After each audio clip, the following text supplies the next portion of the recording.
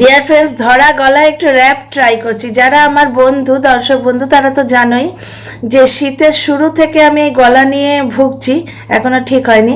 তো ওই ধরা গলাতেই একটু ট্রাই করছি, দেখো তো কেমন লাগে।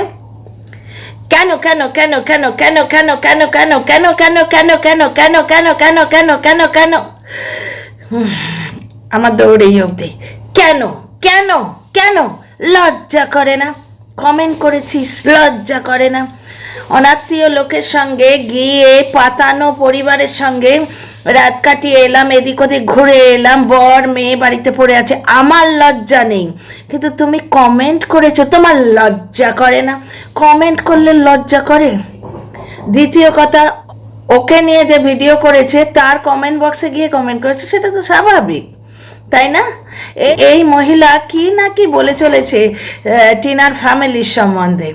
কিছুদিন আগে এই বলছিল ও বিয়ে করেছে এবং সেটা লুকিয়ে রাখতে বাধ্য হয়েছে। দেখো লাইভগুলো খুঁজে খুঁজে, অ্যাকচুয়ালি এর লাইভ দেখি না, বড্ড নোংরা কথা বলে তো ঘেন্না করে।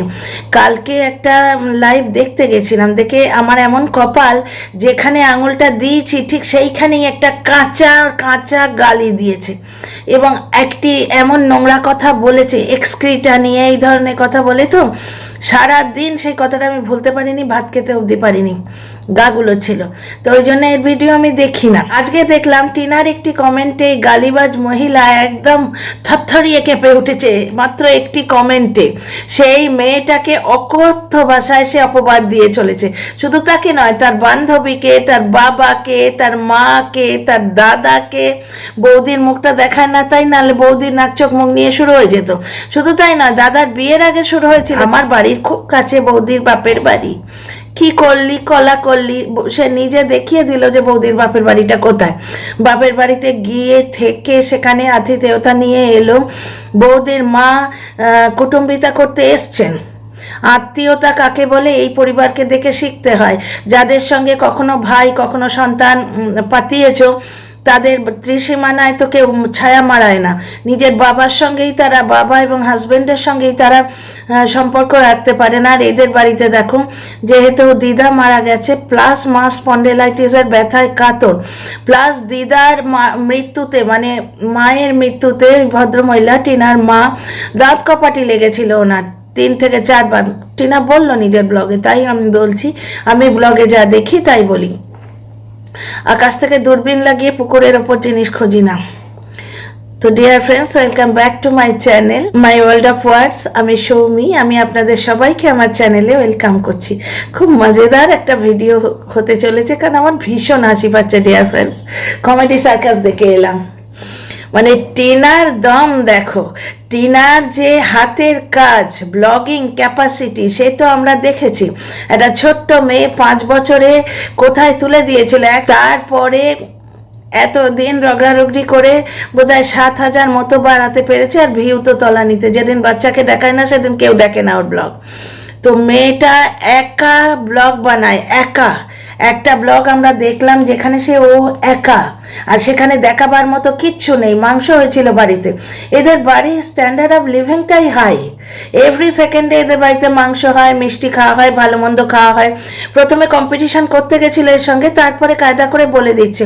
কোনো ব্লগে বলছে তেলে ভাজাটা আমরা বেশি খাই না, মার সহ্য হয় না। তো মার সহ্য হয় না তো কি হয়েছে? দিব্যি বাব্বাটা চপ এনে খাচ্ছে। শুধু তাই না, আলু পোস্ত মা খেতে পারবে না তো কি হয়েছে? মা রেঁধে দেবে। মার কষ্ট হচ্ছে বুড়ো বয়সে তো কি হচ্ছে? অনুবীক্ষণ যন্ত্র দিয়ে খুঁজে মার একটা হেল্পিং হ্যান্ড পাইনি। সুতরাং মা বাবার জন্য ভেবে যে উল্টে যাচ্ছে, সেটা তো আমরা বুঝতেই পারি।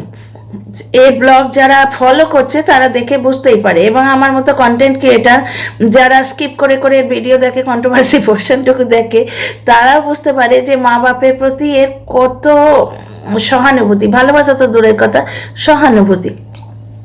তো আত্মীয় স্বজনে ভরপুর একটা নর্মাল পরিবার, সহ্য হয় না তো? তো মেয়েটার দম দেখো, একা ভিডিও বানিয়ে দেখিয়ে দিয়েছে। শুধুমাত্র একটু লোকাল ট্রেনে আসা, একটু চা বানানো, একটু শাক কোটা আর বেড়ালের মিউ মিউ, এই নিয়ে ভিডিওটায় প্রায় 70-80 হাজার ভিউ অলরেডি হয়ে গেছে। ঠিক আছে। আর এর ভিডিওতে, এর ভাইয়ের ভিডিওতে আর কি, একদিন বাচ্চাটাকে দেখায়নি, 20,000-এ হামাগুড়ি দিচ্ছিল। আমি দেখেছি ভিডিওটা। তো যাই হোক, টিনা আজকে একটি কমেন্ট করেছে কোনো একটি চ্যানেলে, যেখানে এই দালালকে নিয়ে একটা ভিডিও করা হয়েছিল। এই দালাল দিনের মধ্যে 535টা লাইভ করে আর 674টা ভিডিও করে। এর হাজব্যান্ড পর্যন্ত একটা লাইভে দেখলাম বলছে দিনরাত ফোন হাতে নিয়ে বসে থাকে। তো একে নিয়ে একটা ভিডিও করেছে কোনো এক কন্টেন্ট ক্রিয়েটার, তার কমেন্ট বক্সে টিনা গিয়ে একটি কমেন্ট করেছে, আর কি জ্বলুনি, জ্বলনদীপের বোন তো জ্বলবে না, কি জ্বলুনি, কেন রে কেন, কেন রে কেন, কেন রে কেন, কেন রে কেন, কেন রে কেন, কেন রে কেন, কেন কেন কেন কেন, তোর রুচি কি, তোর রুচি কি? সে দিন রাত 14 গোষ্ঠী নিয়ে বলে যাচ্ছে, অকথ্য ভাষায় গালিগালাজ দিচ্ছে, নোংরা ভাষা এমন বলছে যে ভিডিওটা দেখা যায় না। তা সে বলছে অন্যকে তোর রুচি কি, কারণ কি সে ওকে নিয়ে যে ভিডিও করেছে তার কমেন্ট বক্সে গিয়ে কমেন্ট করেছে। তো কার কমেন্ট বক্সে ওর কমেন্ট করা উচিত? যে ওর বাবাকে নিয়ে, মাকে নিয়ে, ঠাম্মাকে নিয়ে, বান্ধবীকে নিয়ে অকথ্য কথা বলেছে, তার ভিডিও কমেন্ট বক্সে গিয়ে কমেন্টটা করা উচিত। তোর রুচি কি? দাঁড়িয়ে দাঁড়িয়ে ওই ব্লগিংয়ের যে বড় ট্রাইপডটা থাকে তার সামনে ভিডিও করছে, করতে করতে 50 বার থুতু ফেলছে। তাহলে কার রুচি কি আমরা বুঝতেই পারছি। ডিয়ার ফ্রেন্ডস, মাল রিকভারি যে ভিডিওটা আমরা দেখেছি সেখানে টিনা কিন্তু একবার বলেছিল যে এই অঞ্চলে আসা আমার যেন এই শেষ হয়, কোনো মতেই সে ফিরতে চায় না। তাছাড়া ডিভোর্স কেস কে করেছিল? ডিভোর্স কেস তো টিনাই করেছিল। এই লোকটা বরং হাইকাম সন্তান, এ বরঞ্চ যে ছেলের নাম করে সংসার বাঁচানো কত ড্রামা করে ভিডিও করেছিল, মনে আছে? তো ফিরে নেয়ার চেষ্টা কে করেছিল, আর ফিরে আসতে কে চায় না, এটা কিন্তু জগজাহির ব্যাপার। তো আমার ভাই তোকে ফিরে নিচ্ছে না বলে তোর রাগ, ফিরে যেতে চায় কে? যে তোর ভাই ফিরে নিলেও সে যাবে? ডিভোর্স কেস সে অনেক দিন আগে করেছে এবং সেটা ব্লগিং শুরু করার আগের ভিডিওগুলোতেই দিয়েছিল। প্রথমে কাস্টাডি কেস করেছিল, তারপরে তোর এগেনস্টে সেলে কেস করেছিল, যেটা বললি সাইবার সেলে ছুটেছিলিস কেন? সাইবার সেলে ছুটবেই তো, গালিগালাজ দিচ্ছিস, যতদিন ওকে গালিগালাজ দিয়েছিস ও চুপ করেছিল, কিন্তু বান্ধবীকে গালিগালাজ দিয়েছিস, বাড়ির লোককে গালিগালাজ দিলে কোন মেয়ে চুপ করে থাকে? ঠিক করেছে। তো সাইবার সেলে গিয়ে কেস করেছিল সেকেন্ড ভিডিও, আর থার্ড ভিডিওটাতেই দেখিয়েছিল যে ও ডিভোর্স কেস করেছে। তা ডিয়ার ফ্রেন্ডস, যে ফিরে যেতে চায় সে ডিভোর্স কেস করে? মাল রিকভারি করে এনেছে ডিভোর্স আইন অনুযায়ী, এত দূর ব্যাপারটা এগিয়ে গেছে, এখনও বোকার মতো বলছে আমার ভাই ফিরিয়ে নিচ্ছে না, তাই তোর রাগ। তুই কি ভাবছিস আমার কথায়ও ফিরিয়ে নিচ্ছে না? তোর কথায় ফিরিয়ে নিক না নিক বাড়ি বয়ে গেল, কারুর কথায় নিল কি না নিল কি এসে যায়? কে ফিরে যেতে চাইছে? মাল রিকভারির দিনই বারবার ও বলে দিয়েছিল যে এইখানে আসা যেন আমার এই লাস্ট হয়। আর ডিভোর্স কেস তো কবে করেছে? অনেক দিন আগে করেছে। নিজেই তো একটা ভিডিওতে বলছিল যে ওর বিয়ে হয়ে গেছে, ও লুকিয়ে রেখেছে। মানে এক মুখে যে কত রকম কথা বলে এই মহিলা, সে আবার রুচির দোহাই দেয়। ওই ট্রাইপডের সামনে নাচতে নাচতে যেখানে জ্বলে পড়ে যাচ্ছে, একটা কমেন্টের কি জোর ডিয়ার ফ্রেন্ডস, একটা কমেন্টে নাচিয়ে ছেড়ে দিয়েছে। ওই পাহাড় পর্বত প্রমাণ শরীরটাকে নাচিয়ে নাচিয়ে নাচিয়ে নাচিয়ে ভিডিও করছে। কেন রে কেন রে কেন রে? তারপর আবার 3 বার থুতু ফেললো। তাহলে রুচিটা কার খারাপ আপনারাই দেখুন। ভাই নিজে থেকে ফেরত নেবে না, তারপর একটি অতীব জঘন্য নোংরা কথা বলেছে, সেটি আমি রিপিট করতে চাই না। তোমাদের যাদের খুব ইচ্ছে করছে দেখে যাও ভিডিওটা। মাগো, ওই ভিডিও মানে ওই কথাগুলো পর্যন্ত রিপিট করা যায় না, এত নোংরা কথা সে বলেছে। এরপরে তো সে আবার রুচির দোহাই দিচ্ছে। ভাই নিজে থেকে ফেরত নেবে না, ভিডিও করে করে কিন্তু ভাই I love you come back. নিজের সুখ দুঃখের কথা ভুলে যাও, শুধু আমার চুল্লু খাবার কথা মনে রাখো আর ছেলের কথা মনে রাখো। ছেলের কথা সে যে কত মনে রাখে সে তো ভাইয়ের ভাব দেখলে বোঝা যায়। ছেলেটাকে 24 ঘন্টা মোবাইল দিয়ে বিজি করে রাখে। ছেলেটার হাতে একটা ছবির বই নেই, ছেলেটার হাতে একটা ড্রয়িং বুক নেই, ড্রয়িং পেন্সিল নেই, কিচ্ছু নেই, 24 ঘন্টা সে মোবাইল দেখছে। তাই এইরকম আদর্শ পিতা যে ভাই, সে ওকে ফেরত নেবার জন্য প্রাণপণ চেষ্টা করেছিল। কারণ সেই ভাইটি জানা ছিল যে এই হিরোইন যদি আমার ব্লগে না থাকে, আমার ব্লগের টাইটাই ফিস হবে কিছুদিনের মধ্যেই, কন্ট্রোভার্সিটা চলে গেলেই টাইটাই ফিস হবে। তো ঠিক তাই হয়েছে। সব থেকে আমার মজা লেগেছে ডিয়ার ফ্রেন্ডস, একটা কমেন্টে ওই পাহাড় প্রমাণ শরীর হিলে গেছে। কেন রে কেন রে কেন রে কেন রে? কেন রে, কেন রে, ওরে বাবা রে, একটা কমেন্টের কি জোর।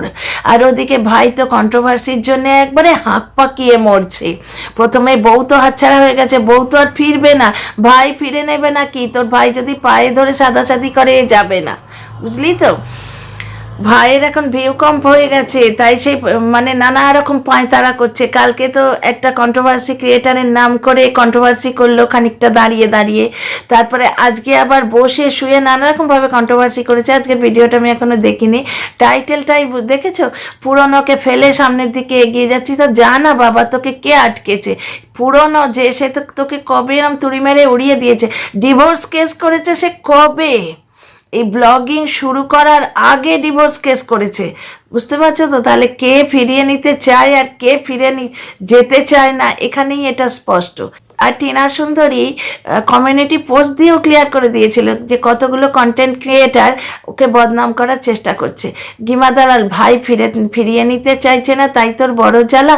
অ্যাকচুয়ালি গিমা দালালের বড় ভয় এই মেয়েটি যদি ফিরে আসে তাহলে আমার কি হবে, কারণ মিস্টার অ্যান্ড মিসেস ওয়াইটি তো একে পাত্তা দেয়নি।